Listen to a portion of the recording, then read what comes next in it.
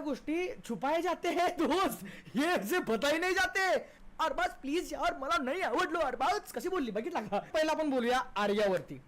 आर्या म्हणजे काल आपण एका रील मध्ये बघितलं होतं की बाबा आपल्या गौरव मोरेच्या भाषेत मंद बदक, हा त्या मंद बदकाबद्दल बोलायचं झालं तर सगळ्यात पहिली गोष्ट जेव्हा ती अरबाजच्या जोडीमध्ये गेली त्याच वेळी मी बोललो होतो की बाबा हिचं काय तर जरा नखरं वेगळं वाटलं.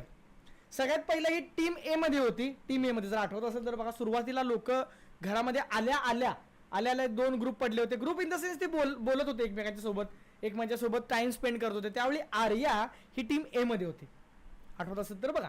त्यानंतर तिचं आणि निक्कीचं थोडंसं वाजलं, निक्कीचं आणि जान्हवीचं आणि आर्या थोडं वाजलं म्हणून ती ए टीम मधनं थोडंसं बॅक येऊन बी टीम मध्ये आली.